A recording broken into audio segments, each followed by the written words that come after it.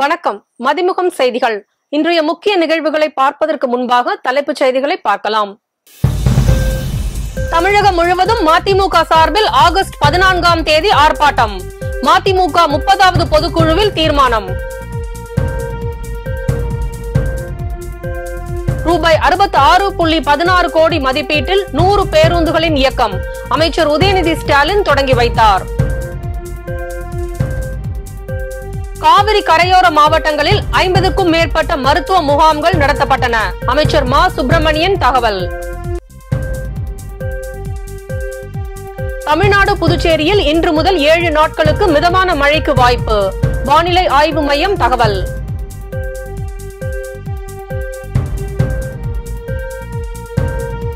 உத்தரப்பிரதேசத்தில் டபுள் டக்கர் பேருந்து விபத்து.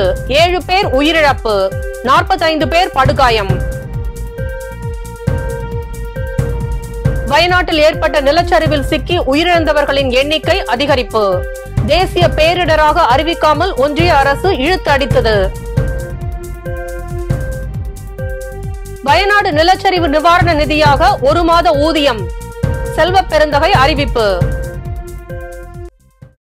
தமிழகம் முழுவதும் மதிமுக சார்பில் ஆகஸ்ட் 14ஆம் தேதி ஆர்ப்பாட்டம் நடத்தப்படும் என மதிமுக 30வது பொதுக்குழுவில் தீர்மானம் நிறைவேற்றப்பட்டுள்ளது. மதிமுகவின் 30வது பொதுக்குழு சென்னை அண்ணாநகர் விஜயஸ்ரீ மஹாலில் அவைத் தலைவர் ஆடிட்டர் அர்ஜுன்ராஜ் தலைமையில் நடைபெற்றது. கழக பொதுச் செயலாளரும் மாநிலங்களவை உறுப்பினருமான வைகோ சிறப்புரையாற்றினார். பொருளாளர் மு செந்தில் அதிபன், முதன்மை செயலாளரும் திருச்சி நாடாளுமன்ற உறுப்பினருமான துரை வைகோ, துணை பொதுச் செயலாளர்களான மல்லை சி.ஏ. சத்யா, செஞ்சி ஏ.கே. மணி, ஆடுதுறை ரா முருகன், திமு ராசேந்திரன், டாக்டர் ரொகையா மற்றும் பொதுக்குழு உறுப்பினர்கள் கலந்து கொண்டனர். இந்த பொதுக்குழுவில் 22 தீர்மானங்கள் நிறைவேற்றப்பட்டன. குறிப்பாக தமிழ்நாட்டில் திமுக தலைமையிலான இந்தியா கூட்டணி 39 இடங்களிலும் புதுச்சேரியில் 1 இடத்திலும் என 40க்கு 40 எனும் பெரும் வெற்றியை அளித்திருக்கின்ற வாக்காளர் பெருமக்களுக்கு மதிமுக பொதுக்குழு நன்றி தெரிவித்துக் கொள்வதாக தீர்மானம் நிறைவேற்றப்பட்டது.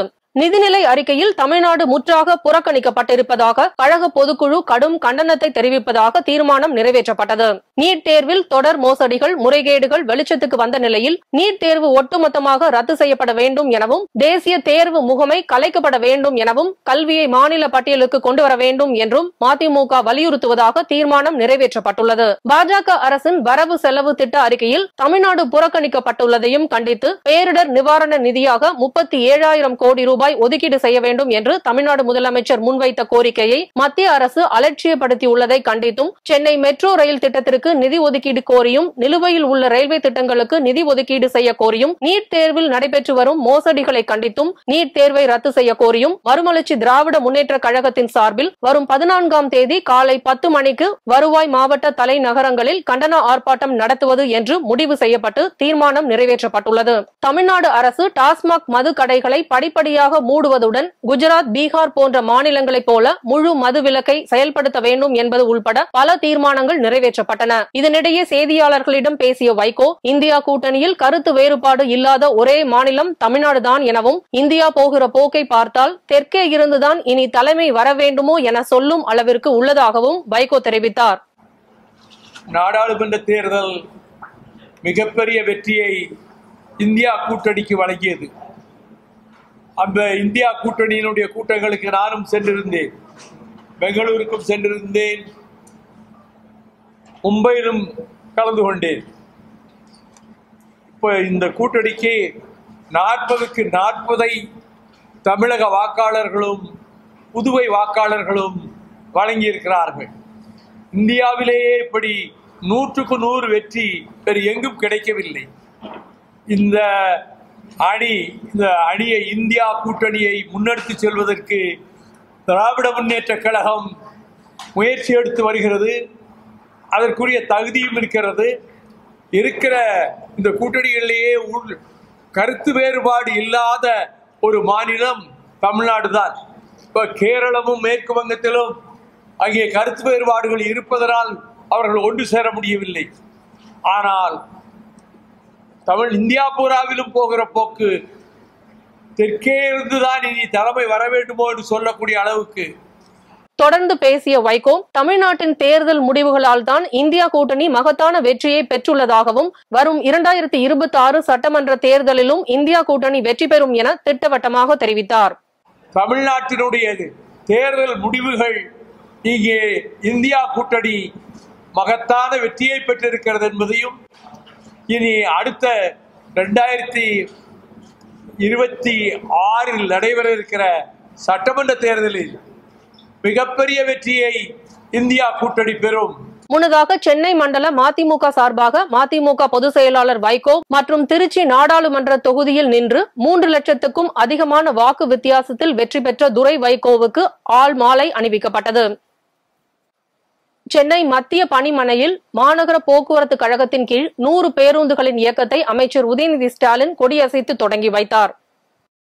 சென்னை மாநகர போக்குவரத்து கழகத்தின் சுமார் 66.16 கோடி மதிப்பீட்டில் 58 தாழ்தள பேருந்துகள், 30 சாதாரண பேருந்துகள், 12 புதுப்பிக்கப்பட்ட பேருந்துகள் என ஒட்டுமொத்தமாக 100 பேருந்துகளின் சேவையை அமைச்சர் உதயநிதி ஸ்டாலின் கொடியசைத்து துவக்கி வைத்தார். டி நகர், திருப்போரூர், பாரிமுனை, கோவளம், கிளாம்பாக்கம், கோயம்பேடு, தாம்பரம், ஆவடி, தாம்பரம், மாமல்லபுரம் உள்ளிட்ட முக்கிய வழித்தடங்களில் தாழ்தள பேருந்துகள் இயக்கப்படும் எனவும் போக்குவரத்து துறை அதிகாரிகள் தெரிவித்துள்ளனர். சென்னையில் குறைந்தபட்சம் 350 தாழ்தள பேருந்துகளை இயக்க வேண்டும் என சென்னை உயர்நீதிமன்றம் அண்மையில் அறிவுறுத்தியிருந்த நிலையில் 611 தாழ்தள பேருந்துகள் ஒதுக்கீடு செய்யப்பட்டுள்ளது. அதில் முதல் கட்டமாக 58 தாழ்தள பேருந்துகள் இன்று முதல் இயக்கப்பட உள்ளது. இந்த நிகழ்ச்சியில் மத்திய நாடாளுமன்ற உறுப்பினர் தயாநிதி மாறன், போக்குவரத்து துறை அமைச்சர் சிவசங்கர், அமைச்சர் சேகர் பாபு, மேயர் பிரியா மற்றும் போக்குவரத்து துறை உயர் அதிகாரிகள், தொழில் சங்கத்தினர் உள்ளிட்டோர் பங்கேற்றனர். சென்னையில் 6 ஆண்டுகளுக்கு பிறகு மீண்டும் பயன்பாட்டிற்கு வந்த தாழ்தள பேருந்துகள் இயக்கப்பட உள்ளது குறிப்பிடத்தக்கது.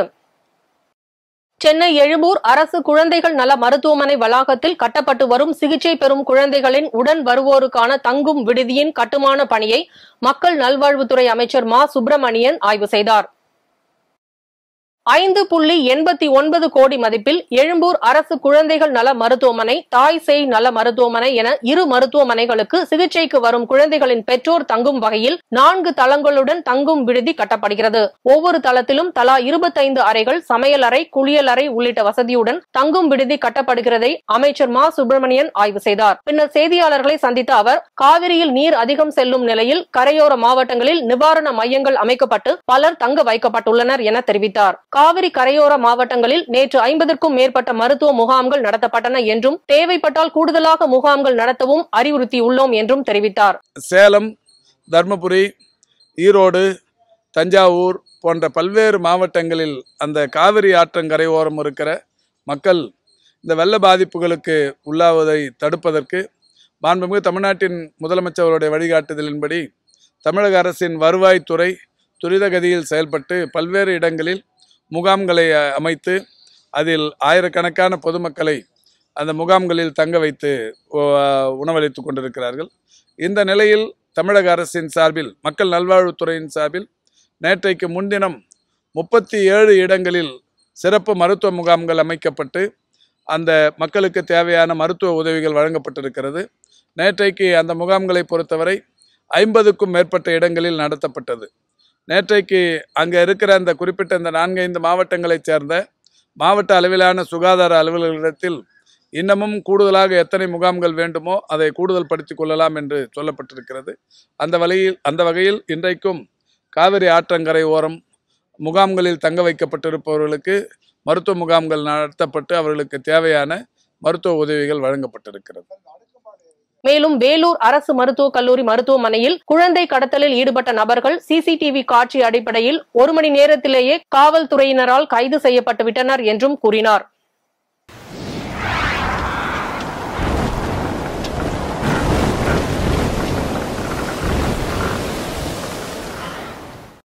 தமிழ்நாட்டில் 8 மாவட்டங்களில் கனமழைக்கும், புதுச்சேரி, காரைக்காலில் இன்று முதல் 7 நாட்களுக்கு மிதமான மழைக்கும் வாய்ப்புள்ளதாக இந்திய வானிலை ஆய்வு மையம் தகவல் தெரிவித்துள்ளது.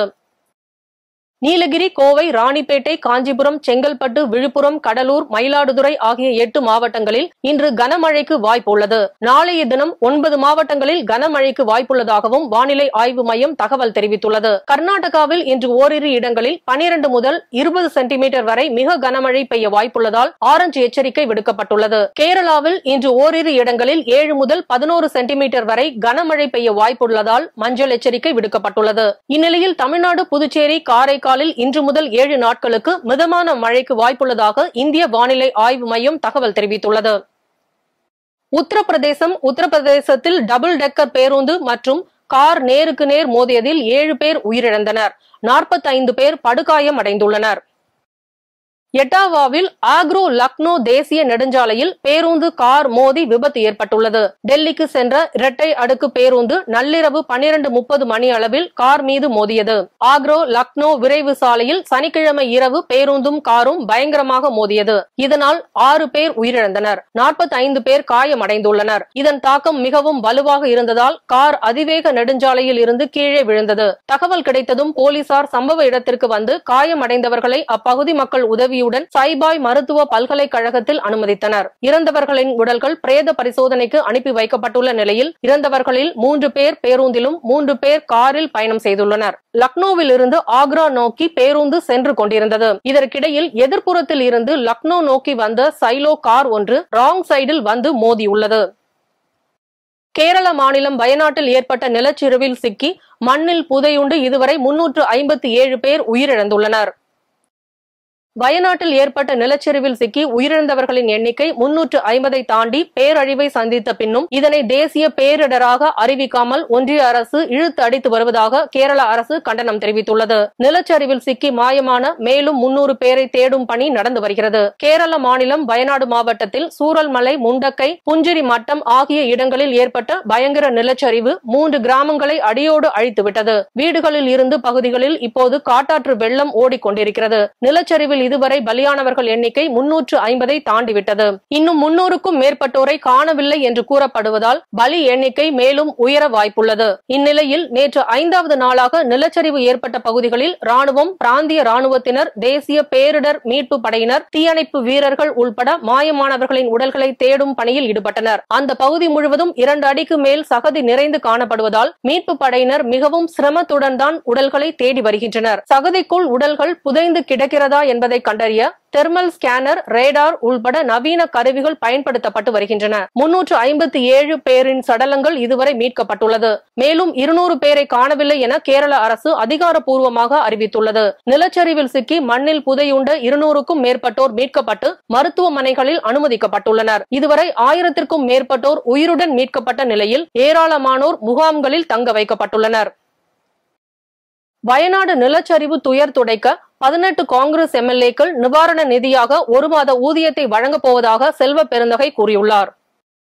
தமிழக காங்கிரஸ் தலைவர் செல்வ பெருந்தகை நேற்று வெளியிட்டுள்ள அறிக்கையில் கூறியிருப்பதாவது: கேரள மாநிலம் வயநாடு மாவட்டத்தில் வரலாறு காணாத நிலச்சரிவு ஏற்பட்டு 300க்கும் மேற்பட்டோர் உயிரிழந்த செய்தி மிகுந்த வேதனையை தருகிறது. இவர்களது துயர் துடைக்க சட்டமன்ற காங்கிரஸ் கட்சி சார்பாக 18 சட்டமன்ற உறுப்பினர்களும் தங்களது 1 மாத ஊதியத்தை நிவாரண நிதியாக வழங்க முடிவு செய்யப்பட்டுள்ளது. அதேபோன்று கேரள மாநிலம் வயநாடு மாவட்டம் சூரல்மலை பகுதியில் ஏற்பட்ட நிலச்சரிவில் சிக்கி படுகாயம் அடைந்தவர்களுக்கு ஆற்று வெள்ளத்தின் நடுவே ஜிப்லைன் கம்பி மூலம் தமிழ்நாட்டை சேர்ந்த பெண் செவிலியர் சபீனா முதலுதவி சிகிச்சை மேற்கொண்டு சாதனை படைத்துள்ளார். இவரது துணிச்சலான பணியை தமிழக காங்கிரஸ் சார்பில் பாராட்டுகிறோம் என்று தமிழக காங்கிரஸ் தலைவர் செல்வ பெருந்தகை கூறியுள்ளார். இலங்கை கடற்படை தாக்குதலில் மீனவர்கள் பாதிப்பு. ஒன்றிய அரசை கண்டித்து அதிமுக 6ஆம் தேதி ஆர்ப்பாட்டம் நடைபெறும் என்று எடப்பாடி பழனிசாமி அறிக்கை வெளியிட்டுள்ளார். அதிமுக பொதுச் செயலாளர் எடப்பாடி பழனிசாமி வெளியிட்டுள்ள அறிக்கை: இலங்கை கடற்படையினரின் ரோந்து படகு மோதி ராமேஸ்வரம் மலைச்சாமி பலியாகி சடலமாக மீட்கப்பட்டுள்ளது. இதேபோல் கடந்த 23/7/2024 அன்று இலங்கை கடற்படையினரால் ராமேஸ்வரத்தை சேர்ந்த 9 மீனவர்கள் கைது செய்யப்பட்டு 2 விசைப்படகுகள் சிறைப்பிடிக்கப்பட்டுள்ளன. இலங்கை கடற்படையினர் இதுபோன்ற அராஜக செயல்களில் தொடர்ந்து ஈடுபட்டு வருகின்றனர். அவர்களின் இத்தகைய செயல்களை தடுத்து நிறுத்தாத ஒன்றிய அரசை கண்டித்து ராமநாதபுரம் மாவட்ட அதிமுக சார்பில் 6ஆம் தேதி ராமேஸ்வரம் பேருந்து நிலையம் எதிரில் கண்டன ஆர்ப்பாட்டம் நடைபெறும். எதிர்க்கட்சி துணைத் தலைவரும் முன்னாள் அமைச்சருமான RB உதயகுமார் தலைமையிலும் ராமநாதபுரம் மாவட்ட செயலாளர் முனியசாமி முன்னிலையிலும் நடைபெறும் என்று தெரிவித்துள்ளார். பெரம்பலூர் அருகே தவணை பணம் தரும் வரையில் வீட்டை விட்டு செல்ல மாட்டேன் என பணம் கேட்டு தனியார் நிதி நிறுவன ஊழியர் வீட்டிலேயே நீண்ட நேரம் அமர்ந்திருந்ததால் அவமானம் தாங்க முடியாத பெண் தூக்கிட்டு தற்கொலை செய்து கொண்ட சம்பவம் பெரும் அதிர்ச்சியை ஏற்படுத்தியுள்ளது. பெரம்பலூர் அருகே உள்ள எம்ஜிஆர் நகர் மாரியம்மன் கோயில் தெருவை சேர்ந்தவர் ராணி. கணவரை இழந்து வாடும் இவருக்கு முனியப்பன் என்ற மகன் உள்ளார். ராணி கூலி வேலைக்கு சென்று பிழைப்பு நடத்தி வந்துள்ளார். இந்த நிலையில் ராணி குடும்ப சூழ்நிலை காரணமாக பெரம்பலூர் 4 ரோட்டில் உள்ள ஆர்மி எல் என்ற பிரைவேட் பேங்கில் ரூபாய் 50,000 கடன் வாங்கியிருந்ததாகவும் தொடர்ந்து 4 மாதங்கள் கட்டியுள்ளதாகவும் கடந்த ஜூலை மாதம் பணம் கட்டாததால் வங்கியில் இருந்து வந்த சரவணன் என்பவர் ராணியின் செல்போனை பிடுங்கி சென்று விட்டதாகவும் பின்னர் ராணி பணம் கட்டிய நிலையில் செல்போனை திரும்ப கொடுத்ததாகவும் தெரிகிறது. மேலும் நடப்பு ஆகஸ்ட் மாதம் 2ஆம் தேதி கட்ட வேண்டிய தவணை தொகைக்கு சரவணன் ராணி வீட்டிற்கு வந்து பணம் கேட்டுள்ளார். அதற்கு ராணி பணம் கட்டிவிடுவேன் என்று கூறியதாக தெரிகிறது. மீண்டும் 1ஆம் தேதி மதியம் சரவணன் சென்று பணம் கட்ட சொல்லி கேட்டுள்ளார். ஆனாலும் வங்கி ஊழியர் சரவணன் பணத்தை கொடுத்தால்தான் இங்கிருந்து செல்வேன் என கூறி பிடிவாதமாக அங்கிருந்து செல்லாமல் ராணி வீட்டிலேயே அமர்ந்திருந்துள்ளார். இதனால் அவமானம் தாங்க முடியாத ராணி மாலை 4 மணி அளவில் தனது வீட்டில் சேலையால் தூக்கு மாட்டிக் கொண்டார். இந்நிலையில் அக்கம் பக்கத்தினர் அவரை மீட்டு பெரம்பலூர் அரசு மருத்துவமனைக்கு சிகிச்சைக்காக அனுப்பி வைத்தனர். அவரை பரிசோதித்த மருத்துவர்கள் ராணி இறந்துவிட்டதாக தெரிவித்துள்ளனர். இதுகுறித்து புகாரின் பேரில் வழக்கு பதிவு செய்த பெரம்பலூர் போலீசார் நிதி நிறுவன ஊழியரான சரவணன் என்பவரை கைது செய்து விசாரணை மேற்கொண்டு வருகின்றனர். மேலும் வழக்கு பதிவு செய்து இது தொடர்பாக விசாரணை நடத்தி வருகின்றனர். இந்நிலையில் தனியார் நிதி நிறுவனங்கள் தவணை தொகையை பொதுமக்களை அச்சுறுத்தியும் மிரட்டியும் வசூலித்து வரும் செயலை கண்டித்தும் தாய் தந்தையரை இழந்து வாடும் முனியப்பனுக்கு அரசு வேலை வழங்க கோரியும் அவரது உறவினர்கள் அரசு மருத்துவமனை வளாகத்தில் உடலை வாங்க மறுத்து ஆர்ப்பாட்டத்தில் ஈடுபட்டதால் பரபரப்பு ஏற்பட்டது. பெண் ஒருவர் தவணை தொகையை மாலைக்குள் கட்டிவிடுவதாக கூறியும் அதனை கேட்காமல் வீட்டிலேயே நிதி நிறுவன ஊழியர் பணத்தை கட்டினால்தான் இங்கிருந்து செல்வேன் என பிடிவாதமாக இருந்ததால் அவமானம் அடைந்த பெண் தற்கொலை செய்து கொண்ட சம்பவம் பெரம்பலூரில் பெரும் பரபரப்பையும் அதிர்ச்சியையும் ஏற்படுத்தியுள்ளது. எங்கள் அம்மா பேர் வந்து ராணி. அவங்க வந்து ஆர்பிஎல் ஃபினான்ஸில் 50,000 ரூபா லோன் எடுத்துருந்தாங்க. மாதம் 2,700 ரூபா கட்டணும். நாங்கள் 4 மாதம் கரெக்டாக தான் கட்டியிருக்கோம். போன மாதம் வந்து கொஞ்சம் டிலே, ஒரு மணி நேரம் லேட்டாக கட்டணும். அதுக்கு வந்துட்டு ஃபோனை பிடிங்கிட்டு போயிட்டாங்க. அதோட அமௌண்ட்டு பே பண்ணிட்டு தான் நாங்கள் ரிட்டர்ன் ஃபோனே வாங்கினோம். இந்த மாதமும் அதே மாதிரியே வந்து அமௌண்ட் கேட்டிருக்காங்க. அப்புறம் எனக்கு 2 மணிக்கு கால் பண்ணி அமௌண்ட் கட்டணும் தம்பி அப்படின்னு சொல்லி என்கிட்ட சொன்னாங்க. நான் அமௌண்ட் ரெடி பண்ணிட்டு இருக்கேன், நான் கட்டுறேன் அப்படின்னு சொல்லி நான் சொன்னேன். சரி ஓகே அப்போ ஃபோனை கட் பண்ணிட்டு அம்மாட்ட தேவையான பேட் வைஸ்லாம் பேசி அம்மா மனோடத்துக்கு ஆளாக்கி அவங்க சூசைட் பண்ணிட்டாங்க. அவங்க இதுக்கும் அந்த ஃபினான்ஸ் வெளியே தான் இருந்து வேடிக்கை பார்த்துட்டு இருக்காங்க. ஆள் யாருமே போய் தடுக்கலை, எதுவுமே பண்ணல. அப்புறம் பக்கத்து வீட்டுக்காரங்க வந்து பார்த்துட்டு சொன்னதுக்கப்புறம் அப்புறம் பக்கத்தில் இருந்தவங்கலாம் போய்ட்டு கைத்து அவுத்ததுக்கப்புறம் தான் அவங்க வந்து பைக் எடுத்துகிட்டே போனாங்க. அது வரையும் அங்கேயே தான் இருந்தாங்க. இதை உடனே நடவடிக்கை அரசு தான் இருக்குது நடவடிக்கை பெரம்பலூரில். அதனால் அவங்க தான் தடுக்கணும். இந்த மாதிரி வேற யாருக்கும் நடந்துடக்கூடாது. புகழ்பெற்ற காமநாயக்கன்பட்டி புனித பரலோக மாதா பேராலய விண்ணேற்பு பெருவிழா 6ஆம் தேதி கொடியேற்றத்துடன் தொடங்கி 15ஆம் தேதி நேரடி திருப்பலியும் தற்கருணை பவனியும் நடக்கிறது. தூத்துக்குடி மாவட்டம் கோவில்பட்டி அருகே உள்ள காமநாயக்கன்பட்டியில் புனித பரலோக மாதா பேராலயம் உள்ளது. 400 ஆண்டுகள் பழமை வாய்ந்த இந்த பேராலயம் கடந்த ஆண்டுதான் திருத்தலத்தில் இருந்து பேராலயமாக உயர்த்தப்பட்டது. மேலும் இந்த பேராலயத்தில் வீரமா முனிவர் பங்கு தந்தையாகவும் பணியாற்றியுள்ளார். இதனைத் தொடர்ந்து ஆண்டுதோறும் இங்கு நடைபெறும் விண்ணேற்பு பெருவிழா மிகவும் புகழ்பெற்ற திருவிழாவாகும். இதில் தமிழகம் மட்டுமின்றி வெளி மாநிலங்கள் மற்றும் வெளிநாடுகளில் இருந்து பல்லாயிரக்கணக்கான மக்கள் வந்து பிரார்த்தனை செய்வது வழக்கம். இந்த நிலையில் இந்த ஆண்டிற்கான திருவிழா வரும் 6ஆம் தேதி மாலை கொடியேற்றத்துடன் தொடங்குகிறது. மேலும் திருத்தலத்தில் இருந்து பேராலயமாக உயர்த்தப்பட்ட பின்னர் நடைபெறும் முதல் விண்ணேற்பு பெருவிழா என்பது குறிப்பிடத்தக்கது. இந்த விண்ணேற்பு பெருவிழா ஏற்பாடுகள் குறித்து காமநாயக்கன்பட்டி பேராலய அதிபர் மற்றும் பங்கு தந்தையான அந்தோணிசாமி குரூஸ் செய்தியாளர்களிடம் பேசுகையில், திருத்தல விண்ணேற்பு பெருவிழா இந்த ஆண்டு ஆகஸ்ட் மாதம் 6ஆம் தேதி கொடியேற்றத்துடன் தொடங்கி 10 நாட்கள் திருவிழா வெகு விமர்சையாக கொண்டாடப்பட இருக்கிறது. மேலும் விழாவிற்கு வரும் பொதுமக்களுக்கு தேவையான அனைத்து வசதிகளும் அரசு துறைகளுடன் இணைந்து செய்யப்பட்டு வருவதாக தெரிவித்தார். கொடியேற்றம் மற்றும் பெருவிழாவையொட்டி கோயில்பட்டி, திருநெல்வேலி உள்ளிட்ட பல்வேறு பகுதிகளில் இருந்து சிறப்பு பேருந்துகள் இயக்கப்பட உள்ளன. பல்வேறு மாவட்டங்களில் நடைபெற்ற நிகழ்வுகளை களத்தில் மதிமுகம் பகுதியில் பார்க்கலாம்.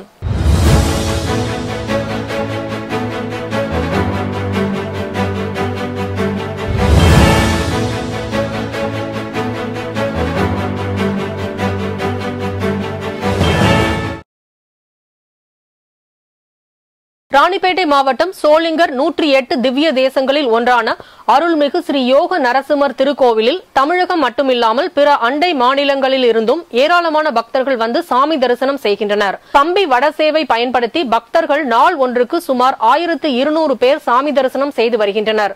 இந்நிலையில் வருடாந்திர பராமரிப்பு காரணமாக கம்பி வட ஊர்தி ஆகஸ்ட் 16ஆம் தேதி முதல் செப்டம்பர் 6ஆம் தேதி வரை 22 நாட்கள் கம்பி வட ஊர்தி சேவை இயக்கப்பட மாட்டாது என்பதை திருக்கோவில் நிர்வாகம் தெரிவித்துள்ளது. ராணிப்பேட்டை சோளிங்கர் அடுத்த கொண்டபாளையம் கிராமத்தில் அமைந்துள்ள அருள்மிகு ஸ்ரீ முனீஸ்வர சுவாமி திருக்கோவிலில் அஷ்டபந்தன மகா கும்பாபிஷேகம் வெகு விமர்சையாக நடைபெற்றது.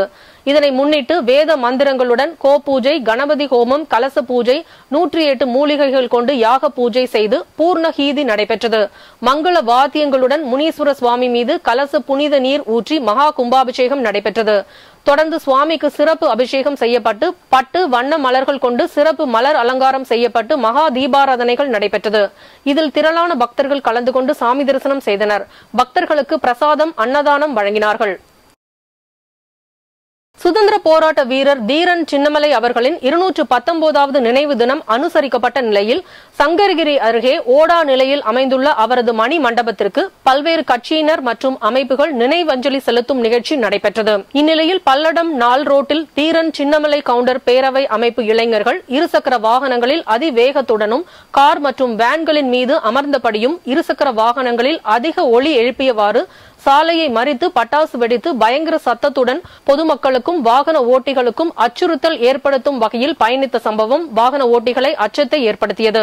போக்குவரத்து காவல்துறையினர் எவ்வளவோ அறிவுறுத்தியும் அவர்களின் பேச்சை கேட்காமல் இளைஞர்கள் வாகனத்தை அதிவேகத்துடன் இயக்கி பொதுமக்களுக்கு அச்சுறுத்தலை ஏற்படுத்தும் வகையில் செயல்பட்டதால் அந்த வாகனங்களுக்கு போக்குவரத்து போலீசார் அபராதம் விதித்துள்ளனர். தமிழ்நாடு அயலக தமிழர் நலன் மற்றும் மறுவாழ்வுத்துறை மூலம் அயல் நாடுகளில் வாழும் தமிழ் இளைஞர்கள் தேர்வு செய்யப்பட்டு தமிழகம் வரவழைத்து பண்டைய தமிழர்களின் கட்டிடம், சிற்பக்கலை, நீர் மேலாண்மை, ஆடைகள் மற்றும் ஆபரணங்கள், கலை, இலக்கிய, பண்பாடு, தொல்லியல் ஆய்வுகள் ஆகியவற்றை தெரிந்து கொள்ளும் வகையில் சுற்றுலா திட்டமான வேர்களை தேடி என்ற அயலக தமிழ் இளைஞர்களுக்கான திட்டம் செயல்படுத்தப்படுகிறது. இவர்கள் தமிழகத்தின் கலாச்சார தூதுவர்களாக செயல்பட்டு தமிழர்களின் கலாச்சார பெருமைகளை அவர்களது நாடுகளில் பரப்பும் வகையில் இத்திட்டம் செயல்படுத்தப்படுகிறது. இதன் கீழ் தென்னாப்பிரிக்கா, Uganda, Indonesia, Mauritius, Australia, France மற்றும் ஜெர்மனி உள்ளிட்ட பல்வேறு நாடுகளை சேர்ந்த அயலக தமிழ் இளைஞர்கள் கங்கை கொண்ட சோழபுரம் வந்தனர். அங்கே சோழர்களின் கட்டிடக்கலைக்கு உதாரணமாக விளங்கும் உலக பிரசித்தி பெற்ற பாரம்பரிய சின்னமான யுனெஸ்கோவால் பராமரிக்கப்படும் பிரகதீஸ்வரர் கோயிலை பார்வையிட்டனர். கோயிலின் சிற்பங்கள், பிரம்மாண்டமான நந்தி சிலை, சிவன் சொரூபம், சிங்கமுக கிணறு ஆகியவற்றை பார்த்து வியந்த வெளிநாடு வாழ் தமிழ் இளைஞர்களுக்கு ராஜேந்திர சோழனின் வரலாறு, அவரின் வெற்றிகள், பிரகதீஸ்வரர் ஆலயம் குறித்து சுற்றுலாத்துறையினர் விளக்கினர். இதனை நீங்கா நினைவுகளாக தங்களது செல்போனில் போட்டோ எடுத்துக் கொண்டனர். இதில் சுற்றுலாத்துறை அதிகாரிகள், வருவாய்த்துறை அதிகாரிகள் பலர் கலந்து கொண்டனர்.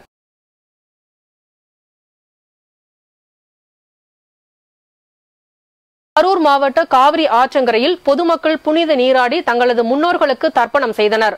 எல்லா மாதங்களிலும் அமாவாசை வந்தாலும் ஆடி மாதம் வரக்கூடிய ஆடி அமாவாசை சிறப்பு வாய்ந்ததாக கருதப்படுகிறது. இந்த நாளில் முன்னோர்களுக்கு தர்ப்பணம் கொடுப்பது விசேஷமானதாக குறிப்பிடப்படுகிறது. முன்னோர்கள் சொர்க்கம் சென்று நற்கதி அடையும் பொருட்டு செய்யப்படும் இந்த தர்ப்பணம் மூலம் முன்னோர்களின் ஆசி அவர்களின் தலைமுறைகளை காப்பாற்றும் என்பது நம்பிக்கையாக உள்ளது. ஒவ்வொரு ஆண்டும் ஆடி அமாவாசை நாளில் ஏராளமான மக்கள் நீர்நிலை பகுதிகளில் தர்ப்பணம் கொடுப்பார்கள். இந்த நிலையில் ஆடி அமாவாசை தினத்தில் கரூர் காவேரி ஆறுகளில் பக்தர்கள் புனித நீராடி தங்களது முன்னோர்களுக்கு தர்ப்பணம் கொடுத்தனர்.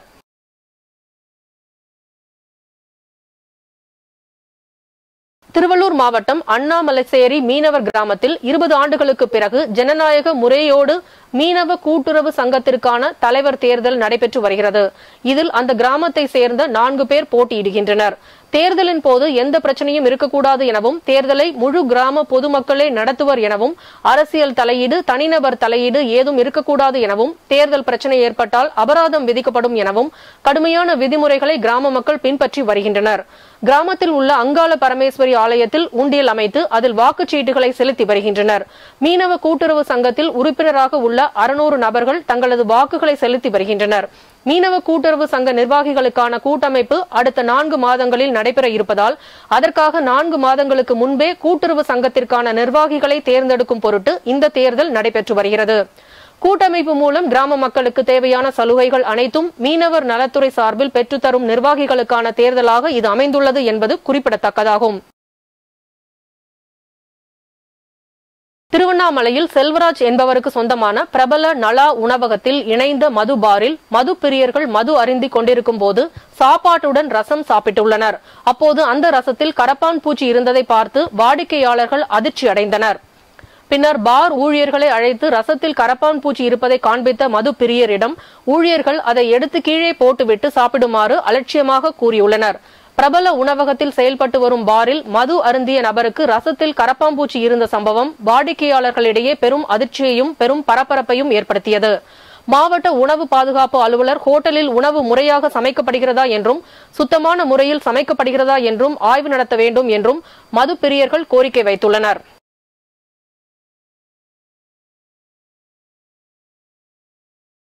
ராணிப்பேட்டை சோளிங்கர் நகராட்சிக்கு உட்பட்ட 27 வார்டுகளிலும் வீட்டு வரி, சொத்து வரி, குடிநீர் வரி, தொழில் வரி, தொழில் உரிமை பெறுதல் போன்றவை நிலுவையில் உள்ளதால் பொதுமக்கள் தாமாக வந்து நகராட்சி நிர்வாகத்திடம் வரி செலுத்த வேண்டும், தொழில் செய்ய வியாபாரிகள் தொழில் உரிமத்தை பெற வேண்டும் என நகராட்சி நிர்வாகம் அறிவித்திருந்தது.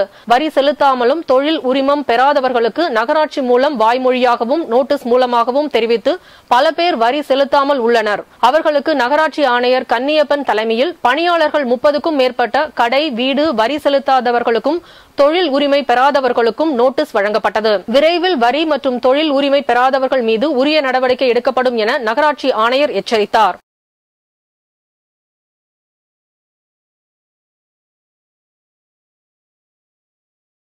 திருப்பத்தூர் அடுத்த பசலிக்குட்டை பகுதியில் புகழ்பெற்ற சுப்பிரமணிய சுவாமி அறுபடை ஸ்ரீ முருகன் கோயில் அமைந்துள்ளது. இங்கு கடந்த 100 வருடங்களுக்கு மேலாக பல்வேறு கிராமங்களை சேர்ந்த லட்சக்கணக்கான பொதுமக்கள் ஆடிப்பெருக்கு அன்று காவடி எடுத்து அழகு குத்தி முருகன் கோயிலுக்கு செல்வது வழக்கம்.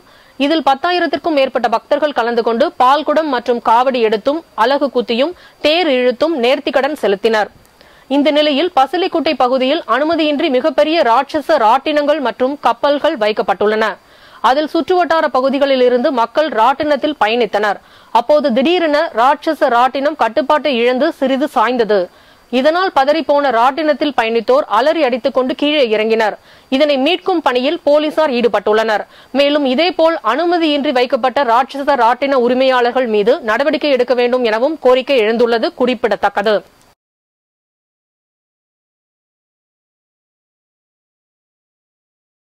ராணிப்பேட்டை மாவட்டம் தேவலம்புரம் பகுதியை சேர்ந்த சிவா மற்றும் லட்சுமி தம்பதியருக்கு கடந்த 4 தினங்களுக்கு முன்பு வாலாஜா அரசு தலைமை மருத்துவமனையில் அறுவை சிகிச்சையின் மூலம் ஆண் குழந்தை பிறந்துள்ளது.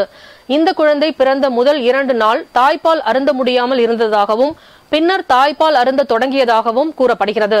இந்த நிலையில் வழக்கம் போல் தாய்ப்பால் குழந்தைக்கு வழங்கப்பட்டு உறங்க வைக்கப்பட்ட நிலையில் குழந்தை மூச்சு பேச்சின்றி காணப்பட்டதை தொடர்ந்து மருத்துவர்களிடம் பெற்றோர்கள் பதறிப்போய் தெரிவிக்கையில் மருத்துவர்கள் குழந்தையை பரிசோதனை செய்தபோது குழந்தை உயிரிழந்திருப்பதாக தெரிவித்துள்ளனர். நல்ல முறையில் உறங்கிய குழந்தை உயிரிழந்த சம்பவத்தை அறிந்த பெற்றோர்கள் மற்றும் உறவினர்கள் அதிர்ச்சி அடைந்ததோடு செவிலியர்கள் மற்றும் மருத்துவர்கள் முறையாக குழந்தையின் உடல் ஆரோக்கியத்தை குறித்து பரிசோதனை செய்து சிகிச்சையை வழங்காததே குழந்தையின் உயிரிழப்புக்கு காரணம் என குற்றச்சாட்டை முன்வைத்து மருத்துவர்களிடம் வாக்குவாதத்தில் ஈடுபட்டனர். மேலும் குழந்தைக்கு தாய்ப்பால் கொடுத்துவிட்டு குழந்தையை முதுகில் தட்டி குழந்தையை சரியாக உறங்க வைக்காத காரணத்தினால்தான் மூச்சு திணறல் ஏற்பட்டு குழந்தை உயிரிழந்திருப்பதாக மருத்துவமனை நிர்வாகத்தினர் தெரிவித்துள்ளனர்.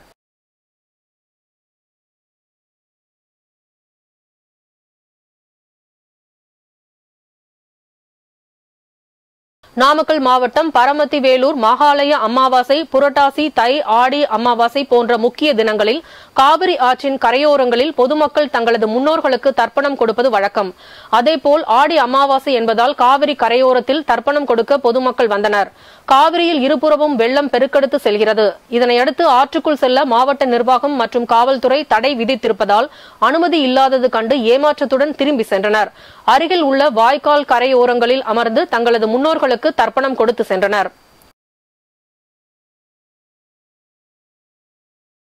திருப்பூர் போயம்பாளையம் பகுதியில் செயல்பட்டு வரும் தனியார் பின்னலாடை நிறுவனத்தில் வட மாநில தொழிலாளர்கள் அதிக அளவில் பணியாற்றி வருகின்றனர்.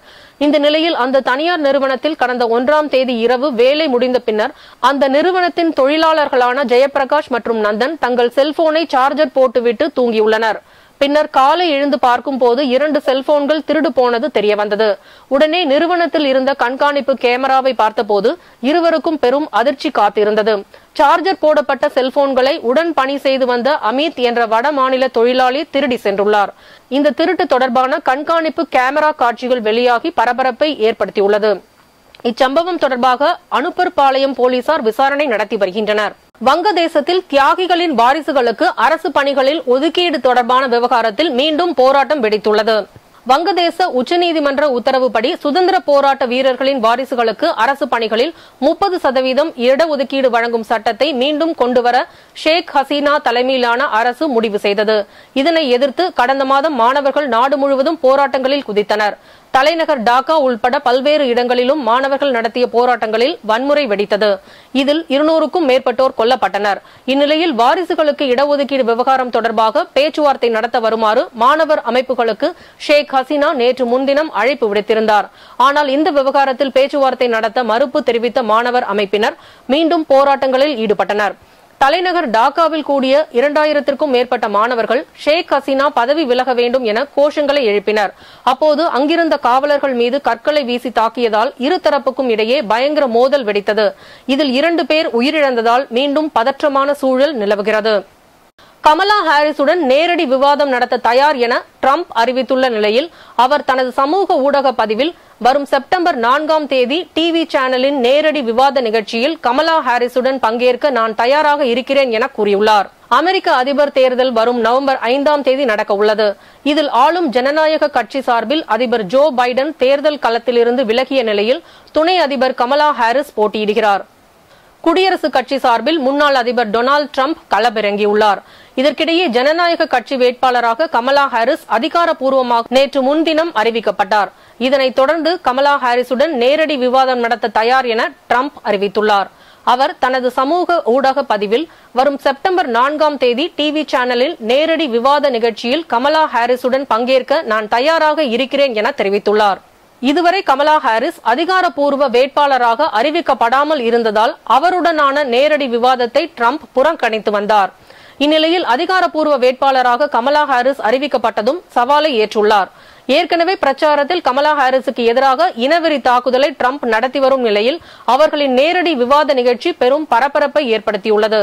இதற்கு முன் பைடனுடன் நடந்த நேரடி விவாதத்தில் ட்ரம்ப் ஆதிக்கம் செலுத்தியது குறிப்பிடத்தக்கது. மீண்டும் தலைப்புச் செய்திகள். தமிழகம் முழுவதும் மதிமுக சார்பில் ஆகஸ்ட் 14ஆம் தேதி ஆர்ப்பாட்டம். மதிமுக 30வது பொதுக்குழுவில் தீர்மானம். ரூபாய் 66.16 கோடி மதிப்பீட்டில் 100 பேருந்துகளின் இயக்கம் அமைச்சர் உதயநிதி ஸ்டாலின் தொடங்கி வைத்தார். காவிரி கரையோர மாவட்டங்களில் 50க்கும் மேற்பட்ட மருத்துவ முகாம்கள் நடத்தப்பட்டன. அமைச்சர் மா சுப்பிரமணியன் தகவல். தமிழ்நாடு புதுச்சேரியில் இன்று முதல் 7 நாட்களுக்கு மிதமான மழைக்கு வாய்ப்பு. வானிலை ஆய்வு மையம் தகவல்.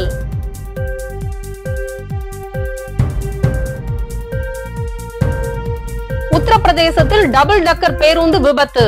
7 பேர் உயிரிழப்பு, 45 பேர் படுகாயம். வயநாட்டில் ஏற்பட்ட நிலச்சரிவில் சிக்கி உயிரிழந்தவர்களின் எண்ணிக்கை அதிகரிப்பு. தேசிய பேரிடராக அறிவிக்காமல் ஒன்றிய அரசு இழுத்து அடித்தது. வயநாடு நிலச்சரிவு நிவாரண நிதியாக 1 மாத ஊதியம் செல்வ பெருந்தகை அறிவிப்பு. இத்துடன் செய்திகள் நிறைவடைந்தன. மீண்டும் செய்திகள் பிற்பகல் 1:30 மணிக்கு. மேலும் செய்திகளை தெரிந்து கொள்ள மதிமுகம் பிரைம் யூடியூப் தளத்தில் இணைந்திருங்கள்.